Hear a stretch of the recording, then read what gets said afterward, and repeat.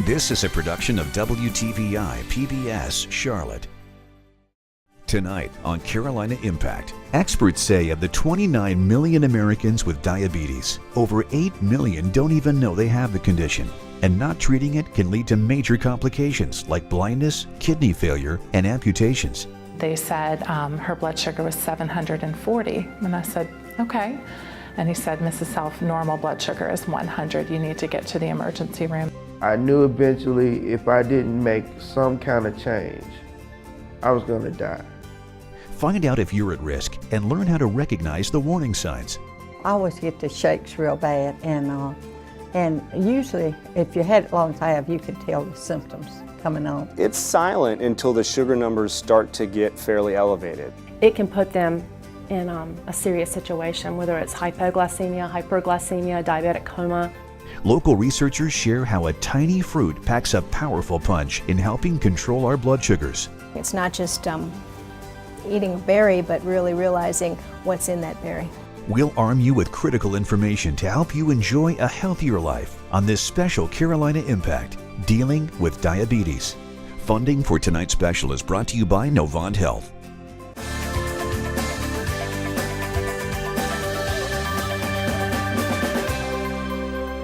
Good evening. Thanks so much for joining us. I'm Amy Burkett.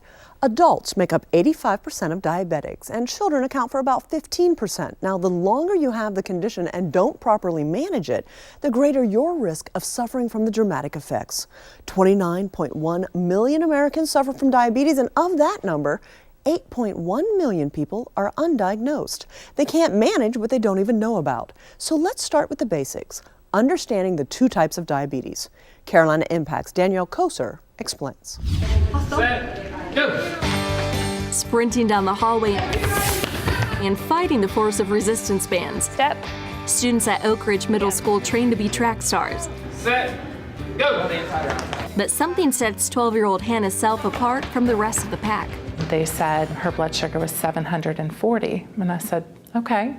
And he said, Mrs. Self, normal blood sugar is 100. You need to get to the emergency room right away. And so that started our journey. Hannah suffers from type 1 diabetes, an autoimmune disease developing when a person's pancreas stops producing insulin. The diagnosis brought Hannah's carefree childhood to a halt. Hannah was in the hospital for 3 days. She got started on insulin, and she immediately started feeling better. Then a healthy 8-year-old. The diagnosis came as a shock. Each year, doctors diagnose about 30,000 people across the U.S. with type 1 diabetes, formerly known as insulin-dependent or juvenile onset diabetes. About half are children. Researchers are still trying to understand what causes the disease. Many believe it's a combination of genetic factors and environmental triggers. There really is nothing that we could have done to prevent Hannah being diagnosed with type 1 diabetes. There's also no cure. People think that insulin is a cure. It's not a cure, it's just a treatment. 37-year-old Patrick Houston says he was blindsided when doctors diagnosed him with diabetes about a year ago. That day I was in the hospital, I decided to do everything. I knew eventually if I didn't make some kind of change, I was going to die. Patrick suffers from type 2 diabetes, formerly known as non-insulin dependent or adult onset diabetes, meaning his body makes insulin but doesn't use it properly. And then your pancreas's job is to make insulin. So doctors say type 2 diabetes is often preventable. Being overweight and having a family history of diabetes raises your risk for developing the disease. There's a 2 to 3-fold increased risk of developing diabetes if you have a first-degree relative with diabetes. The CDC, or Centers for Disease Control and Prevention, say 21.9 million people across the U.S. have diabetes. Nearly 95% of those people have type 2 diabetes. Millions more are at risk for developing it. 86 million Americans, or nearly 1 in every 3 people, have prediabetes, a condition easily detected through a simple blood test. It increases risk of heart attack, eye problems. Dr. Michael Hoban recommends getting screened for diabetes annually. It's silent until the sugar numbers start to get fairly elevated. So some of the cardinal signs we tell folks to look for are excessive thirst, excessive urination, tired all the time. Once I was diagnosed, I discovered, okay, this is why I probably feel sluggish all the time. Unlike type 1 diabetes, type 2 diabetes can be delayed, even prevented with a healthy lifestyle. There's data to show that just lifestyle modification with diet and exercise can reduce the progression of diabetes and the complications by up to 50%. When I was told I had diabetes, my first thought was, dang, I gotta give up Kool-Aid. And I hated that. Patrick weaned himself off insulin shots and lost 40 pounds through a healthy diet and regular exercise. But for people with type 1 diabetes, a healthy diet and exercise will never replace doses of insulin. Hannah checks her blood sugar level 8 times a day by pricking her finger, placing a drop of blood on a test strip, and inserting the strip into a glucose meter, getting a reading in seconds. I'm used to it, but it never really gets easier. She constantly balances doses of insulin with the food she eats and activities like this. So my blood sugar is 96 right now. Today, her blood sugar level falls in the normal range before practice, meaning she doesn't need an insulin shot, just a snack to make sure her blood sugar doesn't drop too low during practice. All right, guys, get ready. On your mark, set, go. For diabetics, monitoring blood sugar levels is crucial. Left uncontrolled, the disease can lead to serious complications, such as blindness, kidney failure, heart disease, stroke, and loss of toes, feet, or legs. It's clear that the complications from diabetes go up the longer you have the disease. I just took ownership of my life. I don't want to do this anymore. I don't want to go down this path anymore. Each day, diabetics like Patrick and Hannah work to control their diabetes so the disease doesn't control them. I think diabetes has taught me that I can really do anything and I shouldn't let anything get in my way. Hannah puts her words in action, pushing through practice alongside her teammates, refusing to let countless finger pricks take away her spark. Hannah's smile reflects her determination to take her diagnosis in stride. For Carolina Impact, I'm Danielle Koser reporting. Thanks so much, Danielle. Joining me now is Dr. Nemka Ekweme-Studevant, an endocrinologist with Novant Health. Dr. Studevant, thank you so much for your time. We appreciate it. When we watch stories like that and we see young people taking charge of their condition, that has to be pretty encouraging from a doctor's point of view, because not everyone takes control and recognizes the reality of dealing with diabetes. And that's very true. It's encouraging to see young people taking control, taking care of themselves. It's encouraging to use them as examples for adult patients who have sometimes a difficult time managing their blood sugars. So how do we help encourage them? How can we get that message out tonight that it's so much better to accept it and deal with it than to be an ostrich and put your head in the sand, isn't it? It is much better to accept it and deal with it because it can be controlled. There are medications out there, many resources for education, for diet, exercising will all help control diabetes and prevent complications. Our goal in treating diabetes is to prevent the complications that come from the illness. And there's a lot of myths associated with it as well, isn't there? And that myth of once you need insulin, you're guaranteed to have complications. And I deal with that almost on a daily basis with patients. Starting insulin does not mean you are going to have complications. Starting insulin and getting your blood sugar controlled actually will reduce your risk of complications. So your goal should be get sugars controlled with pills, with insulin, with exercise, with diet, and don't be afraid of medications. It does scare people though, because they're so nervous of what else it could cause. But really that's where it's a partnership with your healthcare provider. You're the expert. We're learning about how to take care of our health, but it's a partnership, isn't it? It is a partnership, and it has to be. I can't control a patient's blood sugars. They have to work with me to make things better. And I guess so many people think that they don't have the power to improve their situation once they get that diagnosis. But that's the farthest thing from the truth. That's the first step toward really being in control of your life. And yeah, that's true. I have many patients. You see them come in, their A1C is 6.5 and they are overjoyed. I think it's empowering to get your blood sugars under control. It can be done. Patients do it all the time. It can be done. And that's part of what I try to do at office visits is encourage people, small steps at a time, but you can get your blood sugars controlled. One of the things you mentioned that was important was also diet and exercise. Mm-hmm. But even small amounts of weight loss can have big impacts, can it? I mean, maybe you need to lose 50 pounds, but if you lose 10, we're better off? Absolutely. 5 pounds, we've set goals, 5 pounds in 3 months, a little bit at a time. I just ask patients, next time you come in, weight should be down. I don't put a number on it. I have the patient tell me what number they want to lose. And sometimes we go down from that number. And even if you lose no weight, the things you do to achieve weight loss, exercising regularly, eating right, will still help control your blood sugar. Dr. Sturdivant, we appreciate your time so much, and we hope that people will take control of their diabetes for better outcomes. Thank you very much for having me. Imagine a world where doctors prescribe diabetics less medication and more fruits and vegetables. Scientists at the North Carolina Research Campus in Kannapolis say it could happen. Carolina Impact's Danielle Koser introduces us to a tiny fruit packing a powerful punch when it comes to helping control diabetes. Welcome to the Lila Lab, housed in the Plants for Human Health Institute on the North Carolina Research Campus. Here, scientists study two things close to people's hearts: food and its effect on your health. We really concentrate on foods that have a long history of traditional human use. With 30 years of research under her lab jacket, you could call Dr. Marianne Lila the rock star of blueberry research. Her bright blue eyes light up at the mention of the tiny blue fruit.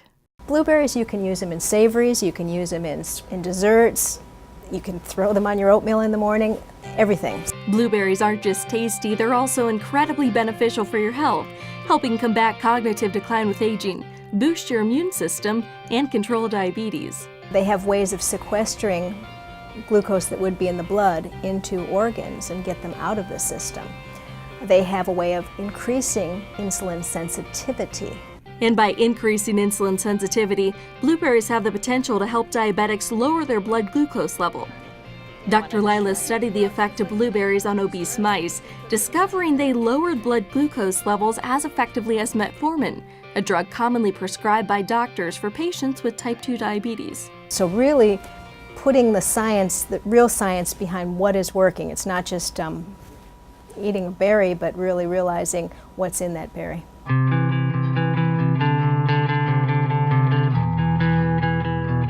Turns out one component of the blueberry helping lower blood glucose levels is also responsible for its vibrant blue color. The very same pigment that I'm talking about that is the active phytoactive compound for diabetes. As these machines spin around and around, they extract this compound from the blueberries, allowing Dr. Lila to study berries down to the molecular level. We're finding it's not just the highest level and eat more and you're going to be better, but really it's very specific on which anthocyanins inside of that plant are bioavailable, which get into your bloodstream, which hit the target organs, and how can we maximize that. Now, the blueberries Dr. Lila uses in the lab can be found at most local grocery stores. Matter of fact, we found them just down the road at this local Food Lion in the freezer section. Now, what sets these blueberries apart is they're called low bush berries, which means they grow in the wild. We also caught up with some shoppers to see how often they eat blueberries. I try to eat them at least once or twice a week. Every day? You eat blueberries every day? I do. Kathy DuPont says she eats them to help with her memory. So hearing blueberries can also help with diabetes was an added bonus. That's a good thing because it runs in my family. Trinetta Williams says she puts blueberries in her yogurt. Hearing they can help with things like diabetes came as news to her. Oh, wow. Did you know any of that? No, I didn't. And knowing this encourages her to eat them more often. Yeah, I'll eat them more now. Dr. Lila hopes her research encourages others to do the same, recommending 1 cup of blueberries a day. If it's a food, immediately it can be effective. I think that's great. And it's affordable, available. Exactly. And the evidence is so overwhelming for blueberries and human health. It's a no-brainer. It's something that people should incorporate in their diet. In the building next door, another researcher studies how the food we eat leads to insulin resistance. My research is trying to figure out the mechanism, how this happens, and then tell people how to prevent it and when to prevent it. He says research shows insulin resistance develops about 20 years before someone is diagnosed with type 2 diabetes. Now he's focusing on preventing diabetes altogether by creating a device people can use to monitor their insulin level at home and also effective supplements people can take to reverse insulin resistance. While you shouldn't expect to see a prescription for blueberries anytime soon, it can't hurt to put a scoop of them in your smoothie or throw a few in your cereal, adding a pop of color and a lot of nutrients. For Carolina Impact, I'm Danielle Koser reporting. Thanks, Danielle. Dr. Lila shared one of her favorite blueberry recipes with us, courtesy of the Wild Blueberry Association, and it's a blueberry salsa. You can find the recipe on our website at pbscharlotte.org. Now, managing and controlling diabetes isn't easy, we realize that, but knowing the right things to do certainly helps. Carolina Impact's Jeff Rivenbark takes us to a workshop to learn more. John and Lana Yop often make smoothies for lunch. Apples, carrots, a scoop of protein powder, and a cup of ice cubes. Just a few ingredients going into this healthy concoction. Within minutes, a frothy green beverage is ready to drink. Good stuff. The Yops also do yoga together. They've seen too many people they love suffer from diabetes, like her father. We lost him, I think, in '94. He had diabetes and constantly went downward. Recently, John had a physical, and he says it was a wake-up call. I guess it's time to pay the piper. I've been very, very lucky. I've been active throughout my life. And all of a sudden, the doctor threw these numbers at me with cholesterol, A1C. The A1C test shows the average level of blood sugar or glucose over the previous 3 months. For people without diabetes, the normal range is between 4 and 5.6%. Levels between 5.7 and 6.4% indicate prediabetes. Levels of 6.5% or higher indicate diabetes. I was 6, probably low 6s. I don't have to hear the band playing to know the Titanic's sinking. I know I'm right on it. I'm right there, right on the cusp. According to the CDC, or Centers for Disease Control and Prevention, 9 out of 10 people don't know they have prediabetes. The tomato, we're going to have 1 tomato. Carla Ennis is a community clinical nurse with Novant Health. What I found in the Matthews, Mint Hill, and Union County neighborhoods is that it's been over 45% of the people that I've screened with the A1C screening that are either diabetic or pre-diabetic and did not know. Since John is at risk of developing diabetes, he joined this diabetes self-management workshop to learn as much as he could about the disease and how to manage it. We give them skills, we give them tools that help them when they go to the grocery store and select groceries or select their food choices. We teach them how to plan menus. We teach them how to manage emotions. French fries, bread, white rice. These are just a few of the foods those with diabetes should avoid. Laura Owen Setliff enjoys ice cream, but knows eating too much at one time can affect her blood glucose. I always get the shakes real bad, and usually, if you had it long time, you can tell the symptoms. And over time, failing to manage her diabetes could have negative consequences. Well, I have a niece that lost a leg. At home, she loves displaying pictures of her family. I've got 9 great-grandchildren. I'm expecting one any second now. And because she wants to be around a long time to enjoy them, Laura checks in with her doctor frequently. And to be an old person, I'm really in good shape, she told me. Other than my blood sugar, she wants me to really work on that. That's why she's taking this class to better manage her health. It's still nice to be reminded of some of the simple things like diet and exercise and the importance of counting your carbohydrates and menu planning and taking care of yourself. What John learns in class, he's putting into practice at home. We've switched over to chicken breast, boneless chicken and fish, and vegetables and fruits. For diabetics who live alone, self-management is a life and death matter. That's why twice a day, Laura reaches for this little box and uses a device to monitor her blood sugar level.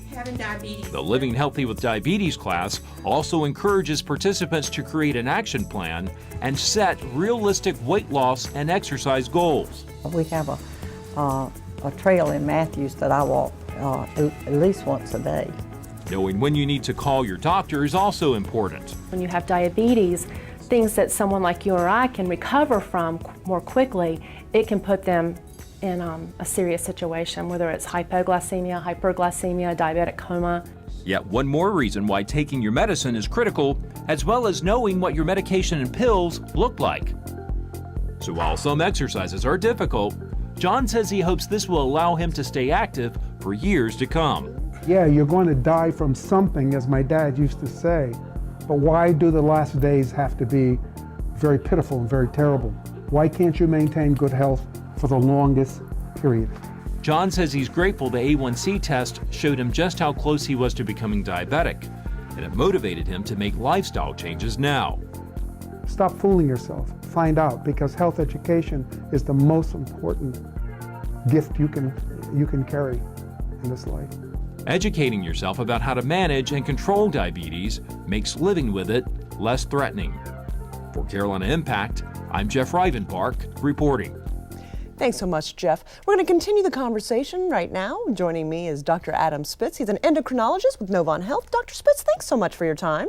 Thank you. It was nice to see two people taking control of their health in that story. That's sort of your message that you're trying to get out to people, to be in charge, but you have a great sports analogy for how people can really be empowered. Well, I think of diabetes like the offense in football, and the patient's the quarterback, and the doctor is the coach, and then you've got all these supporting players that are really necessary to make the offense run. And that's going to be the linemen, the blocking backs, the assistant coaches, and those are going to be the nurses, the clinical assistants, the diabetes educators and dietitians are very, very important. And so these are all the people that are going to work together in a coordinated fashion to help the patient. The coach is going to call the plays, but ultimately it's up to the quarterback to execute the plays. It's up to the patient to make it work. And so type 2 diabetes, or diabetes in general really, is the absolute pinnacle of a self-management disease, and it really is ultimately up to the patient to do the best job to take care of themselves. Now, we saw in the story also John at the beginning of the story. He was being very proactive, that he caught it before it had gone to full-blown diabetes. That's really what we want to happen, because you have great analogies, and another one you have, it's kind of like catching pre-diabetes is a car at the top of a hill? Right.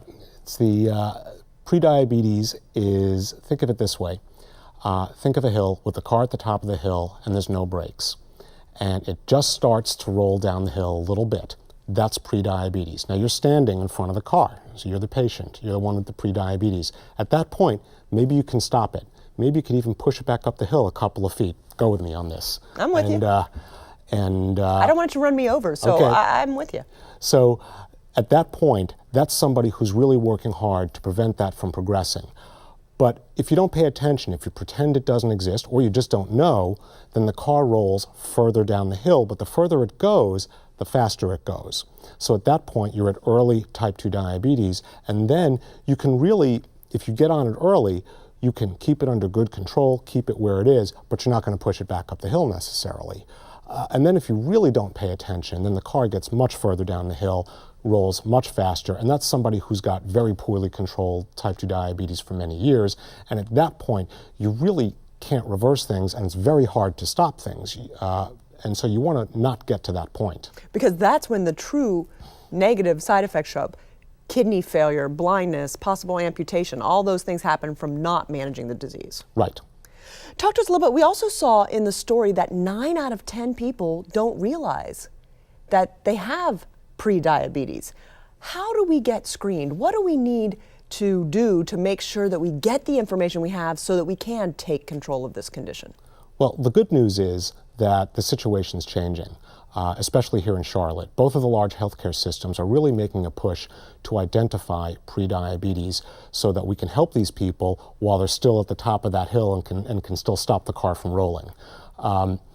We're doing things like this, public outreach, and so that's what we're doing, and I suspect in the next few years we'll see a much greater proportion of people who actually know that they have it. Because a lot of people seem to be concerned about heart disease, and if you ask them, they'll know their cholesterol levels, but they don't know their blood sugar levels. So you're recommending maybe when you get that test to check your cholesterol, you should check your blood sugar as well? Yeah, I'd love to see that, and when I'm nominated to be Surgeon General, then maybe I'll suggest that we do that, and that is to have a glucose as part of the lipid profile, the cholesterol profile, automatically. A lot of people hear about genetics playing a huge role in diseases. What about, this is one of those things that isn't always genetic, and so everyone needs to be concerned about the possibility, because our diet and exercise seems to be diet worse, exercise not as good as perhaps family members from the past. That's exactly correct. I mean, genetics is the predisposition and it plays a huge role, but the changing environment plays an even greater role nowadays. Dr. Adam Spitz, endocrinologist with Novant Health, we so appreciate your time, and those analogies are ones that will stick with us. Thank you for being here. You're welcome. Thank you for having me.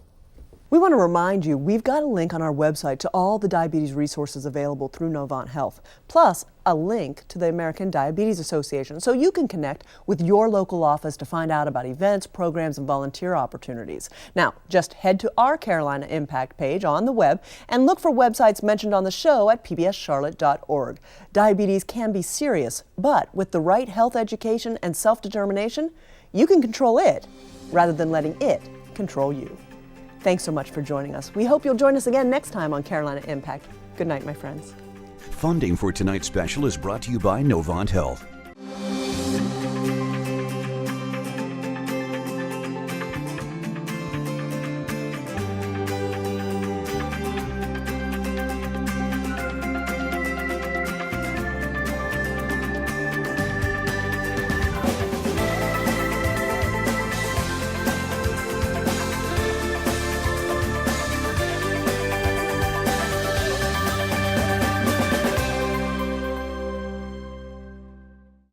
A production of WTVI PBS Charlotte.